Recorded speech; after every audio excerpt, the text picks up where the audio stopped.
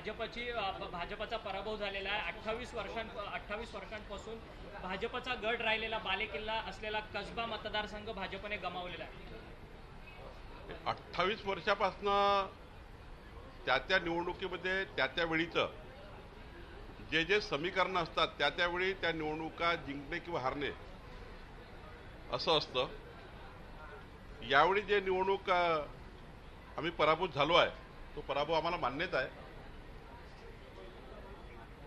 आम्ही त्याचं ॲनालिसिस करणार आहोत, कुठे काय कमी आम्ही झालो आहे आणि काय सुधारणा करण्याची गरज आहे याकडे लक्ष देणं गरजेचं आहे. ते आम्ही करू. परंतु कुठेतरी विरोधक आरोप लावतात की धनशक्तीचा या कसब्यामध्ये खूप मोठ्या प्रमाणात वापर भाजपकडनं करण्यात आला. त्याला कुठेतरी जनतेने नाकारलं आणि जनतेने जनशक्तीचा विजय हा दिलेला आहे.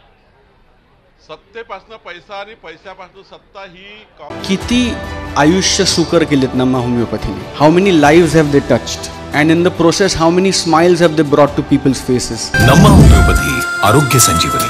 काँग्रेस आणि राष्ट्रवादी काँग्रेसची परंपरा आमची परंपरा नाही आहे. आम्ही एक संस्काराने आणि निवडणूक पद्धतीने निवडणूक लढणारे कार्यकर्ते आहोत आणि त्यामुळं पैशाचा वापर करून आम्ही कधीच निवडणुका लढल्या नाही. आमच्या आयुष्यात ते आमचा तो धर्म नाही, स्वभाव नाही आहे. त्यामुळं त्यांनी जे केलं आहे काँग्रेस आणि राष्ट्रवादीनी देश स्वतंत्र झाल्यापासनं आणि महाराष्ट्राचं निर्माण झाल्यापासनं त्यांनाही सवय, आम्हालाही सवय नाही आहे. खरं तर अजित पवारांनी, विरोधी पक्षनेते अजित पवारांनी एक खुलासा केलेला आहे की कसब्याच्या निवडणुकीमध्ये राज ठाकरे यांनी मनसे पक्षाने भाजपला पाठिंबा दिलेला होता. परंतु त्यांनी एक खुलासा केला आहे की स्थानिक कार्यकर्त्यांनी काँग्रेसच्या कार्यकर्त्यांचं तिथे काम केलेलं आहे, त्यामुळे त्यांचा विजय झालेला आहे. भाजपने मनसेने कुठेतरी छुपी जी मदत आहे ती काँग्रेसला केली आहे का? मनसेच्या राजसाहेब ठाकरेजींनी या निवडणुकीला पाठिंबा दिला, त्यांचा मी आभार मानतो. पण ज्या मनसेच्या कार्यकर्त्यांनी किंवा नेत्यांनी स्थानिक लेवलला राजसाहेबांचं आव्हान ऐकलं नाही त्यांनी पक्षातनं काढून टाकलं आहे. त्यामुळं त्यांच्या भूमिकेबद्दल काहीच त्या ठिकाणी आपण असं म्हणू शकत नाही. लोकल लेवलला त्या उमेदवारासोबत काही मनसेचे कार्यकर्ते पहिल्यापासून जुळलेले होते, त्यांनी त्यांचं काम केलं धंगेकराचं आणि त्यामुळं मला वाटतं अशी एक अजित पवार बोलले असतील. सर, गेल्या काही काळापासून ज्या काही निवडणुका झाल्या विधान परिषदेच्या असू देत किंवा आता एमएलएच्या असू देत, पोटनिवडणूक असू देत, भाजपला शुअर शॉट सक्सेस मिळत नाहीये. काय कारण कोकणमध्ये काय होतं? कोकण आम्ही जिंकली, पण इथं 4 जागा आपण सांगतो ना मी, कोकण जिंकली. नागपूर तर आम्ही लढतच नाही, मी पहिलेही सांगितलं आहे. नागपूर ही शिक्षक परिषद लढतं, त्याला आम्ही समर्थन देतो. मागच्या वेळी 10 वर्ष शिक्षक परिषद जिंकली, यावेळी त्यांनी पुन्हा उमेदवार लढवला, नाही जिंकली. त्यामुळे भाजपाची सीट ती नव्हतीच, ती शिक्षक परिषदेची होती. कोकणमध्ये आमची सीट नव्हती, निवडून आली. हा एक पराभव मान्य आहे अमरावतीमधला, ज्या पराभवामध्ये आम्ही जसं आज चिंतन करतोय थोडं कसब्याचं, तसंच आम्हाला अमरावती करावं लागणार आहे. या व्यतिरिक्त भारतीय जनता पक्ष कुठेही 3003 ग्रामपंचायती आपण जिंकल्या. मी सरपंचाची यादी जाहीर केली. 7751 पैकी 3003 सरपंच आम्ही जिंकलो, थेट निवडणुकीत जिंकलो आहे. त्यामुळं एखाद्या निवडणुकीचं जे समीकरण आहे त्याच्यावरनं अंदाज बांधता येत नाही की सारंच बिघडलं आहे. खरं तर त्या निवडणुकीला त्या निवडणुकीचे उमेदवार, त्या निवडणुकीचं वातावरण, त्या निवडणुकीची परिस्थिती याच्यावर निर्णय होते. आता चिंचवडमध्ये बघा, आता आम्ही समोर जातो, अजूनही 25वी फेरी व्हायची आहे. त्यामुळं कुठल्या निवडणुकीचं काय समीकरण होईल आणि पोट निवडणुकीमध्ये तर काही अंदाज बांधता येत नाही. दोन्ही आम्ही जिंकले असते, याचा अर्थ महाराष्ट्र जिंकू आम्ही असं आहे का? खरं तर जिंकायलाच पाहिजे. आम्ही त्याकरता जिंकण्याकरताच काम केलं आहे आणि ज्याप्रमाणे भारतीय जनता पार्टी प्रत्येक वेळा निवडणूक लढते, यावेळी आम्ही लढलो आहे. पण त्या ठिकाणी पराभव झाला आहे. तो पराभव कशामुळे झाला याचा आम्ही नक्की बूथशहा आणि प्रभागशहा विचार करणार आहोत.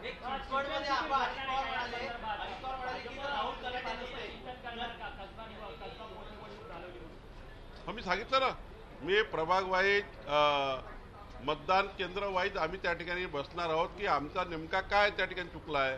शेवटी लोकांनी जो कौल दिला आहे त्यात काही चूक झाली असेल म्हणूनच आमच्या विरुद्ध कौल दिला आहे. त्यामुळं लोकांचा जनमताचा कौल मान्यच करावा लागतं आणि त्याचं पुढं जाऊन ती सीट पुन्हा कशी जिंकेल आणि जे मतं मिळाल त्यात कशी वाढ होईल हे कामच आपलं पक्षाचं आहे, ते काम आम्ही करू. राष्ट्रवादीचा विजय तिकडे झाला असता नानाकाटेंना जास्त मतं मिळाली असती अश्विनी जगताप यांच्याकडे. राहुल कलाटेंनी आमचेही मतं खूप मोठ्या प्रमाणावर घेतले आहे.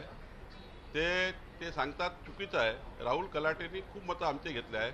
ज्या IT पार्कमध्ये वगैरे राहुल कलाटेंनी मतं घेतले आहे, मी आपल्याला सांगतो आहे, मोठ्या प्रमाणावर मतं यांनी भारतीय जनता पक्षाचे घेतले आहे. त्यामुळे असं म्हणता येत नाही की राहुल कलाटेला मतं घेतले म्हणजे त्यांचे मतं होते. आमचेही त्या ठिकाणी मतं आहे 50%च्या वर, तो डिवाईड झाले असते, त्याला काही फरक पडत नाही. पण तिथे त्याचा पराभव झाला, त्यांनी मान्य केला पाहिजे. आज देशामध्ये 3 राज्याच्या निवडणुका झाल्या, काँग्रेस शून्य आहे. एक काळ असा होता त्या भागात काँग्रेस आणि काँग्रेस होती. आता आजचा निकाल शून्य आहे काँग्रेसचा. एक कसबा छोटी जिंकली बरोबर त्या ठिकाणी त्यांनी म्हटलं की आम्ही खूप जिंकलो. ते महाराष्ट्राकरता महत्वाचं आहे, त्यांनी जिंकलेलं, कारण शेवटी जिंकले आहे. जो जीता हो सिकंदर. पण देशामध्ये काय परिस्थिती आहे काँग्रेसची आज? आज काँग्रेस पूर्ण साफ झाली आहे देशातून. 3 राज्यातनं बघा आज निकाल, पूर्ण काँग्रेस साफ आहे. महाराष्ट्राचा विचार केला तर कसब्यामध्ये थोडा तर मला असंही वाटतं, काही लोक आता आपल्याला त्याची खूप शेवटी जिंकल्यामुळे त्यांना ते क्रेडिट घ्यावंच लागतं. पण त्या ठिकाणी खरं क्रेडिट कोणाचं आहे? खरं क्रेडिट तिथल्या उमेदवाराचा आहे. तो उमेदवार मी पहिल्यापासून आम्ही त्या ठिकाणी बघितला आहे. शेवटी एखादा पक्षाचा कार्यकर्ता दुसऱ्याही पक्षाचा असेल आणि तो ऍक्टिव्ह असेल, त्याबद्दलचं तर काही आपण भूमिका नाही आहे. एखादा कार्यकर्ता आपण अभिनंदनही करतो. तिथला जो विजय आहे कसब्याचा, यामध्ये तुम्ही थोडं जर निरीक्षण केलं किंवा आज मी तुम्हाला वाटेल की त्या ठिकाणी दुसरीकडे चाललो आहे, पण तिथे विश्लेषण केलं तर धनगेकर बद्दल एक छोटी सहानुभूती लोकांमध्ये होती. कारण ते अनेक वेळा निवडणूक पराभूत झाले होते. त्यामध्ये 2-3दा विधानसभेत लढले धनगेकर, रासने पहिल्यांदा लढलेले आहेत, आणि त्यामुळं थोडी सहानुभूती त्यांच्या बाजूने होती. ही काही महाविकास आघाडीच्या बाजूने नव्हती. तुम्ही थोडं सर्वेक्षण करून बघा, तुमच्या जे काही सर्वेक्षण टीम असेल, थोडी सहानुभूती ही धनगेकरवर होती. मी त्या निवडणुकीमध्ये 4-5 दिवस होतो, मी बघितलं. ते मान्य करावं लागेल ना, तो 2 हारले आहेत. ते एकदा निवडणूक हरल्यावर थोडी सहानुभूती मिळतं, आणि त्यामुळे मला वाटतं त्याचाही फायदा झाला आहे.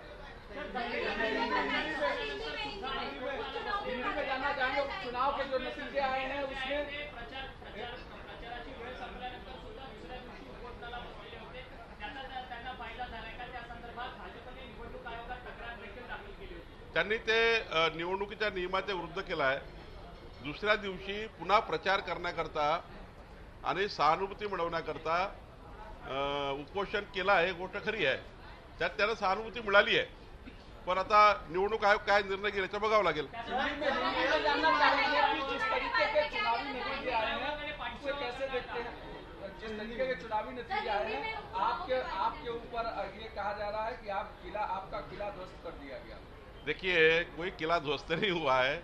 28 साल से हम जीत रहे हैं. जब 28 साल से कांग्रेस हार रही, राष्ट्रवादी हार रही, तब किला उनका उद्ध्वस्त नहीं हुआ था. ये वो चुनाव में क्या क्या परिस्थिति बनी है उसके ऊपर डिपेंड होता है. वहां पर जो उम्मीदवार है धनगेकर, उस उम्मीदवार ने इसके पहले 2 विधानसभा चुनाव लड़ी है, और वहां पर उनको थोड़ी सिंपैथी जा रही थी, और हमारा उम्मीदवार पहली बार लड़ा है, तो थोड़ा सहानुभूति थी. ये कोई महाविकास आघाड़ी का वगैरह विजय है ना, ये कहते होंगे तो फिर जरा सोचना पड़ेगा. ये थोड़ा अभी कभी जीत मिल जाती है तो क्रेडिट तो लेती है, तो लेना भी चाहिए. लेकिन आज देखिए पूरे देश में 3 राज्यों में कांग्रेस पार्टी 0 हो गई है. नहीं है कुछ भी. वहां की स्थानिक पार्टी और भारतीय जनता पार्टी लीड पे है. तो कांग्रेस पार्टी कभी यह चिंतन करेगी कि तीनों राज्य में क्या हुआ? हम तो आत्मचिंतन करेंगे कस्बा का, हम बूथ वाइज करेंगे, प्रभाग वाइज करेंगे, हम कहाँ कम गिरे, और हम पूरे 1 साल और मेहनत करेंगे. 2024 में फिर लड़ेंगे, फिर जीतेंगे. क्या आपको लगता है कि परिवार से उम्मीदवारी ना देना बीजेपी के लिए भारी पड़ा क्या? नहीं, ऐसा नहीं है. माननीय मुक्ताताई जाने के बाद जो अपना कुणाल टिळक है, वो थोड़ा अभी उनकी उम्र भी उतनी नहीं थी. उनके परिवार में उसकी उतनी डिमांड भी नहीं थी कि हमें टिकट भी चाहिए. लेकिन रासने भी एक प्रोबेबल कैंडिडेट थे हमारे पास, और रासने ने भी अच्छा काम किया। मैंने कहा ना कि वहाँ थोड़ी सहानुभूति, थोड़ी सिंपैथी धनगेकर के बाजू में थी। ये कोई भी महाविकास आघाड़ी के नेताओं का श्रेय नहीं है, ये केवल उम्मीदवार के बाजू में थोड़ा जनता थी। ये मैं दावे के साथ कह सकता हूं क्योंकि मैं 4 दिन था वहां प्रचार में। मैंने देखा है, थोड़े लोग बोल रहे थे कि 2 बार हार चुका है, कितने बार हारेगा, एक बार थोड़ा देखते हैं। तो ऐसा भी मुझे बताया कि जब मैं प्रचार में 2-4 घर गया, उनने बोला 2 बार हार गया है, कभी तो जीतना चाहिए, तो आप तो बार बार जीतते हैं। तो मैंने कहा ठीक है, हमने प्रयास किया, हमने पूरा प्रयास किया, हमने चुनाव की तरफ से तरीके से चुनाव लड़ा, बीजेपी जैसा चुनाव लड़ती वैसी चुनाव लड़ी, लेकिन हम थोड़ा कम रहे।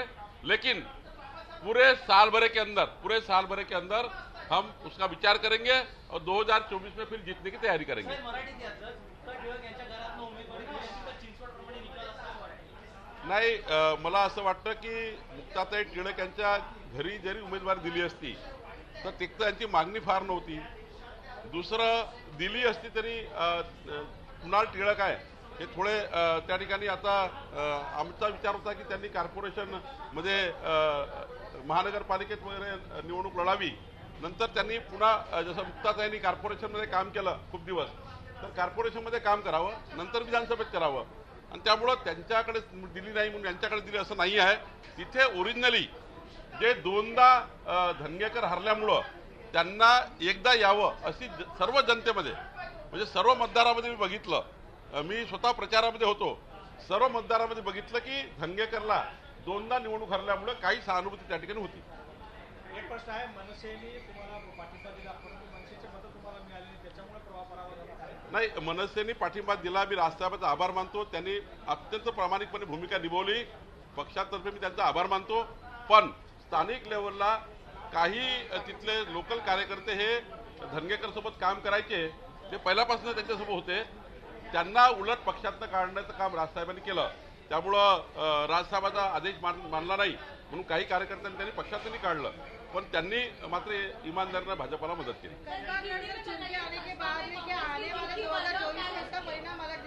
देखिए, कस्बा में कांग्रेस की जीत और केवल मैं राजनीति बात नहीं करूंगा, केवल और केवल वहाँ का जो कांग्रेस पार्टी का वहाँ का कैंडिडेट है, वो कैंडिडेट को 2 बार चुनाव हारा है विधानसभा का, इसके पहले असेंबली के 2 बार चुनाव हारे हैं, और वो कैंडिडेट के बारे में चौक में रास्ते पे थोड़ी सिंपैथी की लहर थी, और थोड़ी सिंपैथी की लहर उनके काम में आई। और मुझे लगता है कि जो 2 बार चुनाव हारे तो लोगों को लगा अरे एक बार तो जिता दो, कम से कम 2 बार हारा है, हमारे पास तो आते हैं, तो कम से कम इस विषय को लेकर वहाँ की जनता ने उनको समर्थन दिया है। लेकिन भारतीय जनता पार्टी चुनाव हारी तो हमको आत्मचिंतन करना जरूरी है, हम आत्मचिंतन करेंगे और हर बूथ के ऊपर क्या क्या हुआ है वो भी चेक करेंगे। सर, आने वाले 2024 का इलेक्शन है सामने में, ऐसे में जो कस्बागढ़ जीत के आने के बाद में पक्ष के ऊपर इसका कुछ अलग परिणाम दिखेगा? क्या संबंध है, वो चुनाव कब होगा, ये चुनाव अभी है। हर चुनाव की राजनीति अलग होती है, हर चुनाव के कैंडिडेट अलग होते हैं, हर चुनाव के अलग अलग सब्जेक्ट होते हैं, वो असेंबली का अलग अलग चुनाव होते हैं, वो असेंबली के अलग अलग कैंडिडेट होते हैं। इसलिए ये चुनाव से वो चुनाव, वो चुनाव से वो चुनाव का कोई रिलेशन नहीं है। विकासाचा ध्यास म्हणजे